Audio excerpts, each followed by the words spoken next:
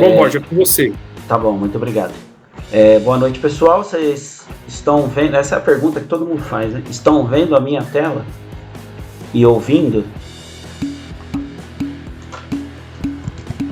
Tá, vários simzinhos. Ótimo. Tá. Bom, boa noite a todos, né? Trabalho Ô, aí. Borja, se você quiser dar um print e depois mandar lá pro seu live lá que você faz, fica à vontade. Tá, eu tô gravando aqui também, porque depois eu vou colocar lá no meu canal, tá bom? Tá bom, falou, tchau. Tchau, tchau.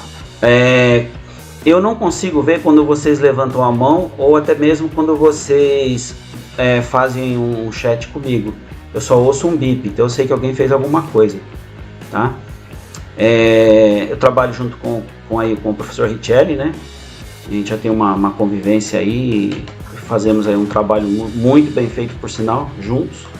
Ele me levou para trabalhar com ele numa proposta da empresa de crescimento. Não é uma coisa simples, mas estamos fazendo e avançamos bastante. Até hoje eu comentei com ele que somos referência em termos de BI e em termos de indicadores. Nós somos referência. Isso é uma coisa que engrandece muito o nosso trabalho, né, que é um reconhecimento. Esse material aqui depois eu posso mandar para vocês, apesar que o Richelli tem. Fiquem à vontade para copiar, qualquer coisa que vocês acharem que deve copiar. E o importante é assim, sempre isso eu falo para vocês como experiência de vida. Qualquer material que vocês procurem na internet, que vocês encontrem e copiem, vocês apenas mencionem o autor. Isso é a parte mais legal que vocês têm a fazer, tá bom? Bom, então hoje nós vamos aprender um pouquinho sobre indicadores, tá? Isso não é uma aula, isso é uma palestra que nós estamos fazendo, é uma troca de ideias, uma troca de experiência. Eu estava vendo aí o review que o Richelli falou, assina embaixo de tudo aquilo ali. Realmente é dessa forma, tá? Eu vou passar um pouquinho mais da parte, digamos assim, prática, né? Que eu subentendo que o conceito teórico vocês já têm, então vai ser um pouco da prática, colocando em prática o que nós vamos aprender aqui. Aqui é um pouquinho sobre mim, né? Então eu vou fazer aqui agora os recados paroquiais, falando um pouquinho sobre a minha pessoa. Eu tenho, como o Richelli disse, né? Eu tenho aqui um canal. Peraí, cadê meu mouse? Eu tenho um canal no YouTube que eu faço alguns cursos, são gratuitos, né? E não cobro nada por isso, é uma troca de experiência, ajudando as pessoas de certa forma, porque nós temos que ser útil à sociedade, né? Então, de certa forma, eu passo isso para eles sem nenhum custo, tá? Tem um pouquinho de carro também, que eu gosto de falar sobre carro. Então, o que vocês podem fazer, depois eu vou estar lá, vocês podem dar o seu joinha lá e se inscrever no canal. É a melhor forma de agradecer uma pessoa que passa algum conteúdo para vocês, não só eu, como outras pessoas. Falo um pouquinho daqui da minha formação, né, que foi lá na engenharia, mestrado profissional de engenharia no Unital. Tivemos uma experiência muito grande, com vários doutores muito experientes, então foi muito, muito proveitoso esse aprendizado. Falo um pouquinho de onde eu trabalho também, por quê? Porque isso aqui são experiências que nós temos, que é a experiência de bagagem, né? Então, eu trabalhei, como eu falei, já faz aí, vou falar 30 anos para não ficar muito velho, mas desde os 15 anos eu já trabalho, então eu já conheço manutenção há muito tempo. Digamos assim que eu segui todo um processo, né, de crescimento. Veio o TPM, veio o Lean, veio um monte de coisa, veio o BI, veio o CLP, veio inversores, então eu acompanhei tudo isso, né?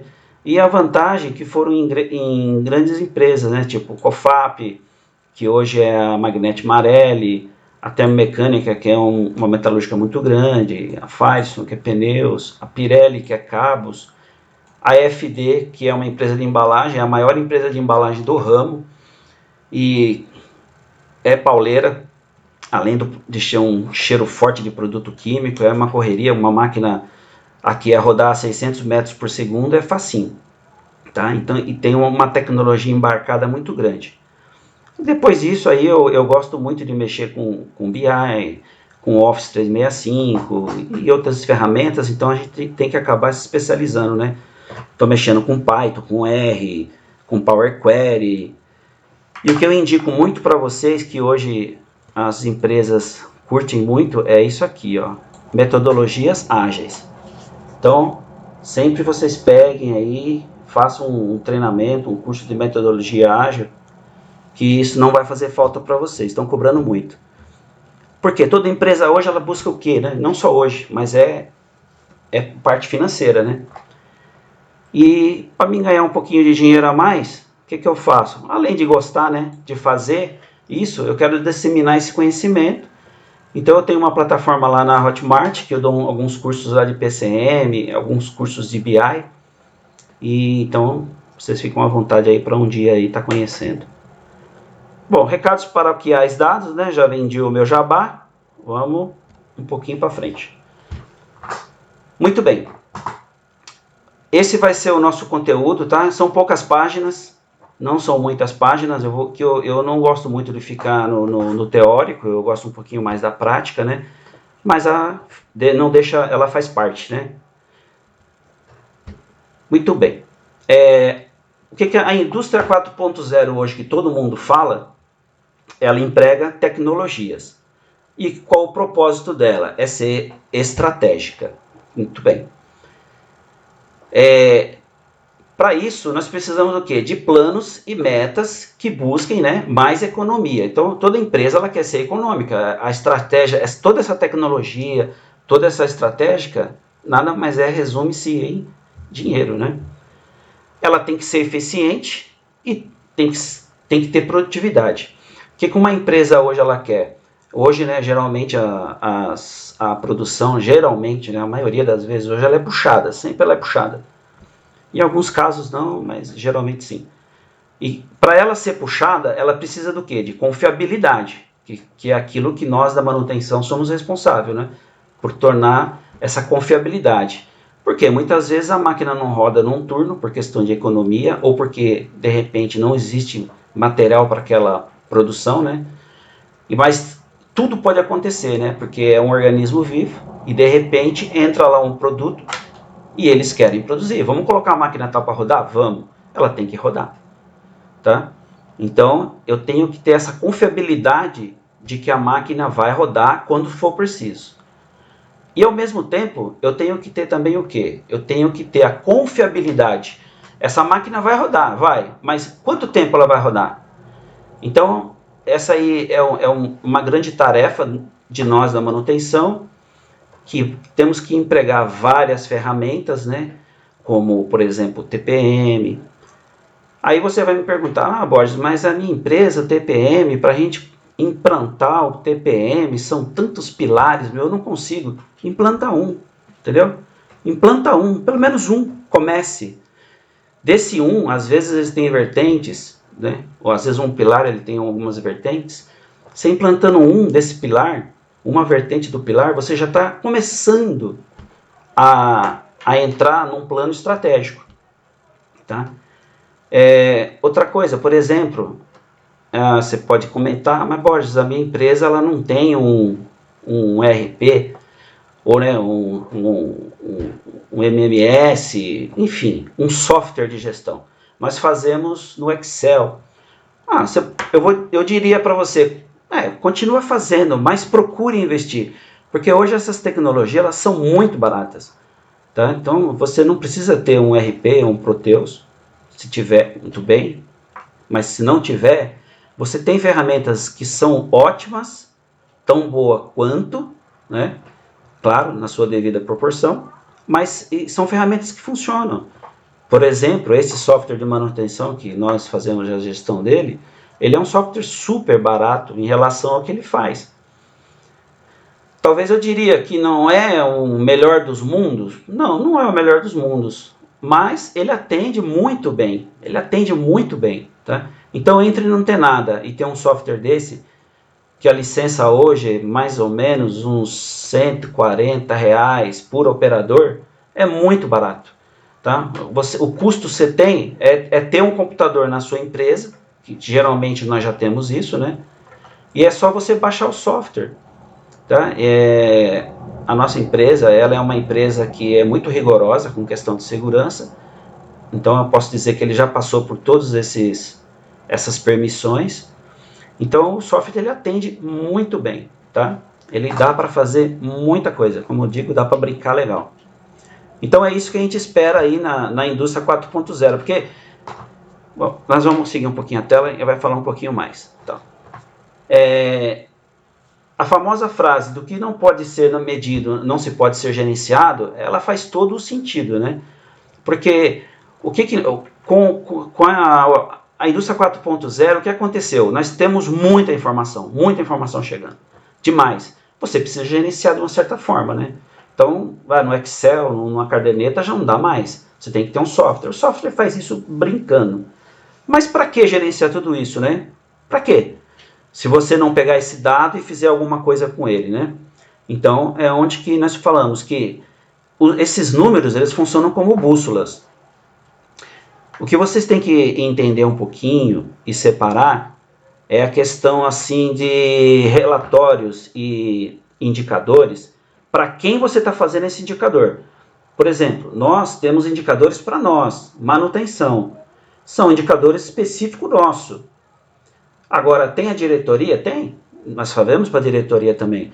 Mas você acha que a diretoria, por exemplo, ela quer saber, o meu diretor lá em cima, meu executivo, meu CEO, ele quer saber quantos chamados eu estou atendendo? Ele não quer saber.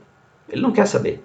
Ele quer saber se a máquina dele quebrou, quantas vezes, por que quebrou, por que ele deixou de produzir tal coisa, por que impactou no operacional dele. É isso que ele quer saber. Aí ele vai saber. Aí você tem um orçamento, por que eu preciso de tantos contratos assim? Por que eu preciso fazer um OPEX tão grande? Né? Por que meu OPEX tem milhões? Essas são informações. Mas cada informação tem o seu público. Hoje nós não vamos falar nada disso, nós vamos falar sobre questão de equipes, né? Indicadores de equipe, que é o nosso assunto mais voltado hoje. Muito bem. Tá. Então, quem define esses indicadores são chamados de, alguns chamam de KPI, outros chamam de KPIs, aí você coloca o nome que você quiser, mas é o indicador, tá? E eles, o que eles fazem? Eles auxiliam um caminho que nós vamos percorrer pela empresa, com relação ao quê? A um planejamento estratégico.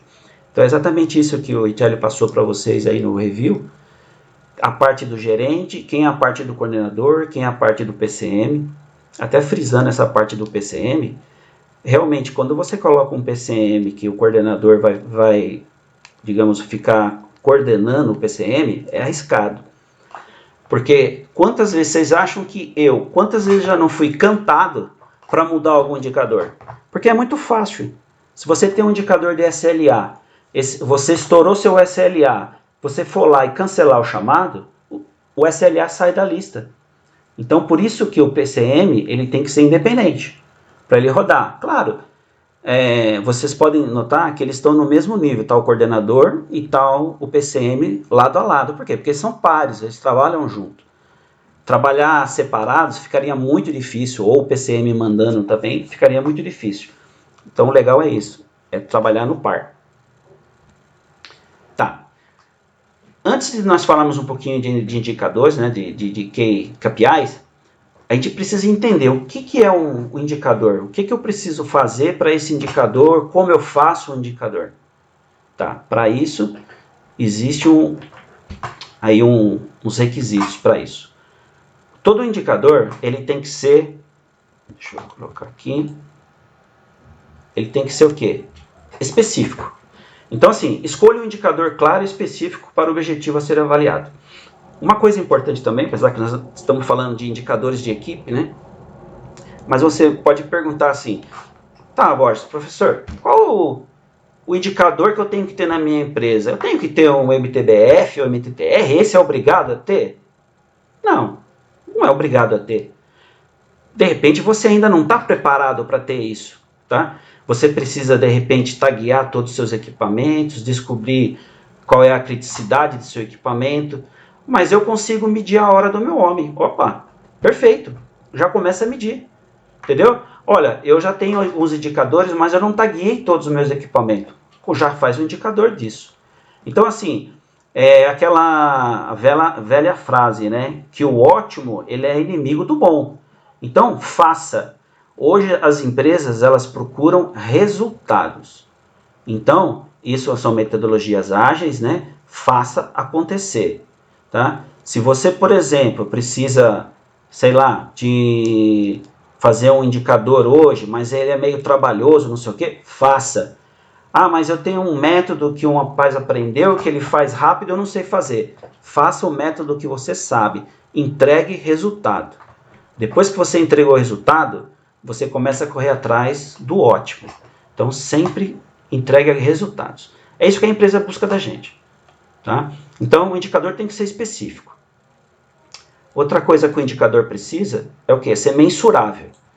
Então, ele tem que ser tangível, para que possa ser expresso em números. Então, até às vezes eu comento muito com o Richelli, né, dos meus passados, das minhas experiências nessa embalagem diadema. Às vezes eu tinha muita treta, né, com a gerência por causa disso. Mas não é porque eu era uma pessoa chata, porque eu brigava. Mas era assim, que nós temos que buscar resultado, eu já sabia disso. Só que ele chegava, por exemplo, nós chamávamos uma reunião e falava assim, pessoal, vocês não atingiram a meta esse mês. Aí eu olhava para ele e falava assim, tá, mas qual é a meta? Qual é a meta? Ah, a meta é essa aqui. Aí ele mostrava. Falei, tá, mas você me mostrar a meta no dia 5, não é resultado nenhum. Eu preciso saber da meta, acompanhar ela dia a dia, semana a semana, de cada 15 dias. Eu preciso de números, né? E aí ele ficava bravo, porque falava que eu falava demais, mas não é porque eu falava demais. Se eu estava sendo cobrado, eu tinha que saber qual era o meu caminho. Então, tem que ser mensurável isso. Outra coisa importante, né? Você vê, o indicador, ele tem que ser o quê? Atingível. Então, defina os objetivos reais, possíveis de ser alcançados. Não adianta você colocar um absurdo, né? Não adianta você querer lá colocar assim, nós vamos atingir a meta de 100% do SLA. Não existe 100%, né? É possível fazer? Se for possível fazer, é porque a meta está baixa, tá? Mas também se colocar lá um valor que não vai alcançar, não adianta. Isso não vai agregar valor para o seu negócio. Outra coisa, ele tem que ser relevante para o negócio. O que é ser relevante? A meta, ela tem que, de certa forma, agregar valor no que você está querendo. Então, por exemplo, nós colocamos a implantação do homem-hora. Por quê? Nós precisávamos saber quanto o nosso homem-hora estava trabalhando. O quanto era isso para a empresa. Porque, com base nisso, nós conseguimos definir o quê? Equipes. Então, você vai saber se sua equipe está muito alta, está sobrando, está faltando gente. Então, você vê que ela é relevante. E esse item aqui também é interessante. Por quê? Porque é o tempo limite. As nossas metas, elas, né, começam no dia 1º, acabam no dia 30, né? Como a maioria das pessoas. Mas assim, nós percebemos o quê? Que quando chega mais ou menos no dia 25, né? Contando os dias corridos, nós já estamos próximo da nossa meta. Por quê? Porque a gente tem uma folga para os nossos, né, gestores conseguir trabalhar. Caso, né, houve aí algum contratempo no meio do caminho, então ele pode trabalhar em cima desse tempinho que está faltando. Tá? Então, isso é qualificando um KPI. Essa é a maneira de se qualificar um. Deixa eu tirar da tela. Tá. Bom, agora eu vou perguntar para vocês, falei mais ou menos uns 15 minutos. Se vocês entenderam até aqui, tem alguma dúvida ou podemos continuar?